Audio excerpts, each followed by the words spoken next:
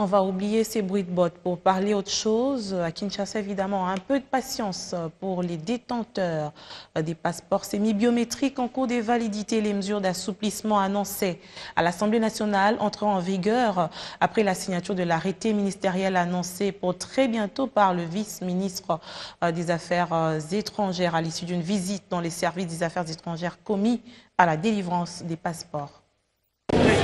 L'obtention du passeport congolais ne devrait plus être un casse-tête. Les affaires étrangères veulent rendre la procédure souple.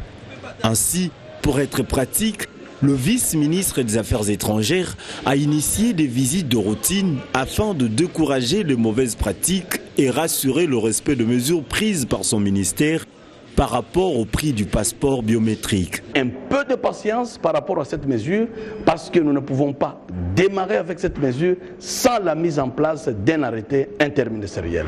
Donc le petit souci c'est par rapport à cet arrêté qui est déjà en train d'être fait. Bientôt cette mesure doit s'appliquer comme ça a été annoncé. Et pour ce qui est de l'obtention du nouveau passeport biométrique, un arrêté doit être signé incessamment entre le ministère des Affaires étrangères et des Finances. Ce sont ces commissionnaires-là qui font aussi même le prix du passeport. Nous avions été clairs que le prix du passeport reste celui de 185 $ et nous devons accompagner cette mesure jusqu'à son application. Des deux, il était aussi question de voir aussi la capacité de nos machines. On a eu des petits problèmes, des petits soucis, mais aujourd'hui nous sommes fiers d'annoncer que toutes nos machines sont en marche. Il faut signaler que les détenteurs de passeports semi-biométriques dont la période de validité court jusqu'en 2020 ont encore 3 mois pour se procurer le nouveau passeport biométrique.